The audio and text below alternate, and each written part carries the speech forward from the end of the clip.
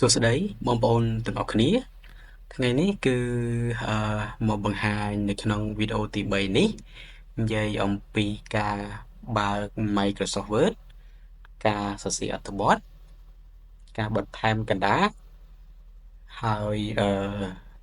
នឹងការ save វាជា file ហើយនឹង file PDF អញ្ចឹងយើងចូលទៅបើកកម្មវិធី Microsoft Word ទាំងអស់គ្នានៅក្នុងមេរៀនគេបានបង្រៀនយើងបើកកម្មវិធី Microsoft Word ដោយគ្រាន់តែវាយពាក្យថា WinWord អញ្ចឹងកាលណាតែយើងវាយពាក្យថា WinWord ហ្នឹងគឺវាចេញកម្មវិធី Microsoft Word ឲ្យយើងហើយឬក៏យើងអាចវាយពាក្យថា Word ក៏បានណាវាយពាក្យថា Word អញ្ចឹងគឺវាចេញកម្មវិធីនឹងឲ្យយើងហើយអញ្ចឹងអឺជាទូទៅគឺបងប្អូនមិនដែលនិយាយអញ្ចឹងទេបងប្អូនតែងតែ pin វានៅលើ test bar ហ្នឹងណាដល់ពេលដែលបើកហើយបងប្អូនតែងតែ pin វានៅលើ test bar ហ្នឹងហើយបងប្អូនចុចបើកតែម្ដងណាអូខេយើងបើកមកហើយខ្ញុំបើក Microsoft Word នៅក្នុង Microsoft Word គឺយើងមាន template មួយចំនួនណាដែលបងប្អូនអាចជ្រើសរើសបានបងប្អូនគ្រាន់តែចុច more template នឹងមកគឺមានប្រភេទទម្រង់ CV ផ្សេងដែលបងប្អូនចង់បានប្រភេទ menu អូខេបងប្អូនចង់បានគំរូបងប្អូនយកមកប៉ុន្តែនៅកន្លែងនេះគឺខ្ញុំយកកន្លែង blank document នេះមានន័យថាខ្ញុំជ្រើសរើសអឺទំព័រស្អាតអត់មាន template ទេហើយចូលមកដល់ដំបូងបងប្អូនមុននឹងធ្វើការសរសេរអត្ថបទណាឬក៏ធ្វើការនៅក្នុង Microsoft Word ហ្នឹងបងប្អូនត្រូវកំណត់ប្រភេទกระดาษសិនណាប្រភេទกระดาษសិនថាការងាររបស់យើងហ្នឹងតាក់ទងទៅនឹងទម្រង់ប្រភេទឯកសារបែបណាហើយសញ្ញាបែបណាអញ្ចឹងដើម្បីកំណត់វាបានគឺយើងចូលមកកាន់ layout ហើយបងប្អូនឃើញអត់កន្លែងនេះ size បងប្អូនចង់បានជាប្រភេទ A3 A4 ឬក៏ A5 អញ្ចឹង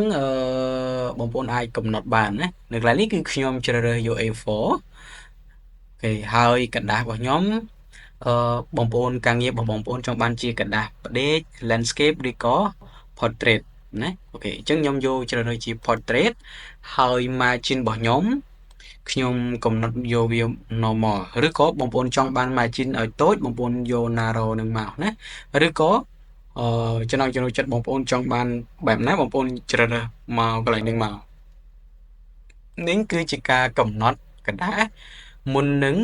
យើងសរសេរអត្ថបទអូខេមកដល់កន្លែងនេះឧទាហរណ៍ខ្ញុំទាញយកអត្ថបទដោយស្វ័យប្រវត្តិខ្ញុំគ្រាន់តែយកពាក្យថាស្មើហើយពីពាក្យថា run បើកហើយនឹងបើកវងកញ្ចក់កន្លែងនេះគឺខ្ញុំកំណត់យកវាប្រមាណកថាខណ្ឌខ្ញុំយក4កថាខណ្ឌហើយក្នុងមួយកថាខណ្ឌខ្ញុំយក5ជួរអូខេក្នុងមួយកថាខណ្ឌខ្ញុំយក5ជួរណាខ្ញុំបានឯកសារដោយស្វ័យប្រវត្តិហើយការកំណត់ font ការកន្លែងនេះណាបងប្អូនអាចកំណត់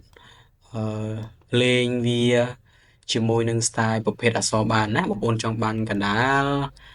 តម្រឹមកណ្ដាលតម្រឹមខាងស្ដាំឬក៏ចង់ឲ្យវាស្មើណាតម្រឹមស្មើកន្លែងហ្នឹងណាគឺការជ្រើសរើសតម្រឹមខាងឆ្វេង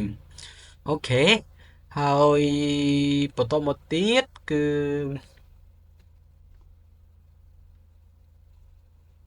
យើងមើលទៅលើប្រភេទ font ណាយើងជ្រើសរើស font កន្លែងនេះគឺជាការជ្រើសរើសនៅ style font ហើយបងប្អូនអាចស្រឡាញ់ font ណាបងប្អូនអាចជ្រើសរើសមកណាជ្រើសរើសមក font Arial អូខេបងប្អូនអាចជ្រើសរើសតាមចំណង់ចំណូលចិត្តបានហើយបងប្អូនចង់បានវាដិតធំបងប្អូនចុចអក្សរ B មកគឺវាដិតធំអក្សរ Trade បន្ទាត់នៅពីក្រោមបងប្អូនអាចជ្រើសរើសបានណាកន្លែងហ្នឹងប្រភេទអក្សរនិងប្រភេទ style font ហ្នឹងអូខេចូលមកកាន់កន្លែងsave ណា save គឺយើងជ្រើសរើសយក file នេះណាយក file នេះហើយបងប្អូនជ្រើសរើសយកពាក្យថា save នឹងក៏បាន save as នឹងក៏បាន save នឹងមានន័យថាឯកសាររបស់យើង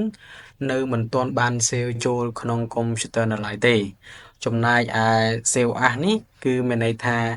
យើងចង់ផ្លាស់ប្ដូរចំណងជើងឯកសារដែលយើងបាន save កន្លងមកហើយផ្លាស់ប្ដូរវាទៅជាឈ្មោះ file name ផ្សេងណាអូខេអញ្ចឹងខ្ញុំជ្រើសរើសយក file save សិនណា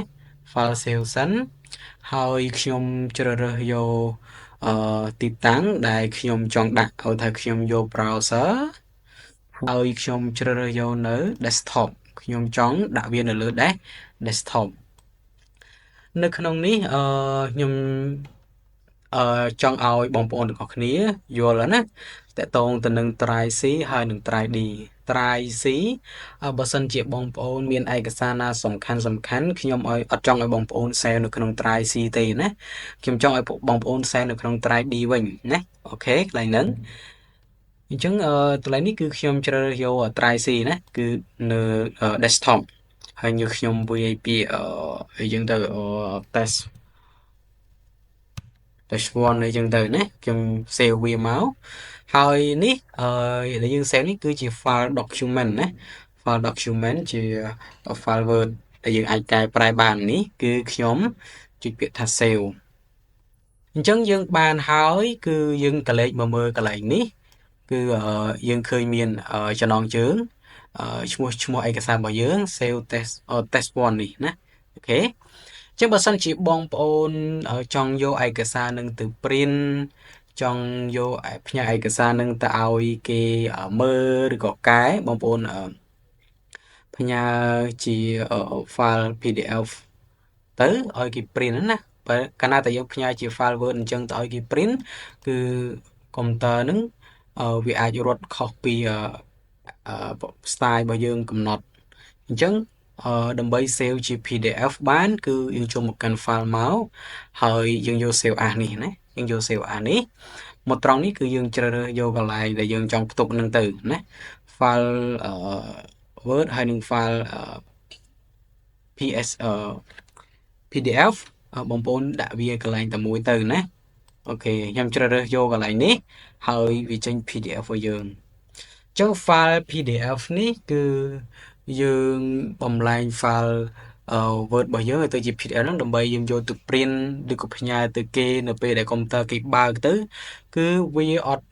ធ្វើការរត់អក្សរឬក៏ផ្លាស់ប្ដូរអក្សរខុសពីទម្រង់ដែលយើងបានកំណត់នេះទេណាអូខេអញ្ចឹងខ្ញុំជ្រើសរើសទៅខ្ញុំយកពាក្យថា save ហ្នឹងទៅកន្លែងនេះបើសិនជាបងប្អូនយកពាក្យថា minimum size ណា minimum size នេះនៅពេលដែលបងប្អូនមានរូបភាពមានអីឬក៏មាន logo អីចឹងទៅគឺវាអត់ច្បាស់ទេអញ្ចឹងបងប្អូនជ្រើសរើសយកពាក្យថា standard នឹងមកណាអូខេចុច save មកណាអូខេអញ្ចឹងយើងបានយក file PDF ហើយពេលខ្លះគឺវា load ឲ្យយើងនេះណាអូខេនេះ file PDF ដែលយើងចង់បានហេកន្លែងហ្នឹងហើយបន្តមកទៀតគឺខ្ញុំមានប៉ុណ្ណឹងណាបងប្អូនអរគ្នាតងទៅនឹង file Word ហើយបើសិនជាបងប្អូនចង់ដាក់ស៊ុំវានៅជុំវិញអក្សរហ្នឹងក៏បានដែរណាកន្លែងនេះហើយ border នេះណាចង់បានបន្ទាត់នៅជុំវិញឬក៏អារូបផ្លែឈើនៅជុំវិញអីចឹងជាដើមណាយក page border នេះហើយបងប្អូនជ្រើសរើសនេះយើងមានអីគេយើងមានដើមឈើយើងមានរូបផ្សេងដែលសម្រាប់លេង style homeport document របស់យើងណាអូខេតែខ្ញុំយកផ្កាយអីចឹងចុះណាហើយនេះវា homeport ឯកសាររបស់យើងអូខេឃើញអត់នេះវា homeport ឲ្យយើងណា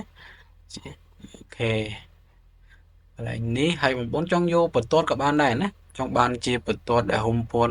document របស់យើងក៏តបានដែរបងប្អូនអាចជ្រើសប្រភេទបន្ទាត់ដែលហុំជុំវិញមកយកពាក្យណាន់មកណាណាន់សិនហើយបងប្អូនអាចជ្រើសរើសបន្ទាត់នៅជុំវិញបានណា គេយើងជ្រើសរើសអញ្ចឹងចោះណាហើយពណ៌ក៏អាចជ្រើសរើសបានដែរពណ៌របស់យើងនេះណាពណ៌ចង់បានពណ៌អីគេដាក់វាមកណាអូខេនេះឃើញអត់គឺវាស្អាតអញ្ចឹងណាអូខេខ្ញុំមានប៉ុណ្ណឹងហើយយើងជួបគ្នានៅវីដេអូក្រោយបន្តទៀត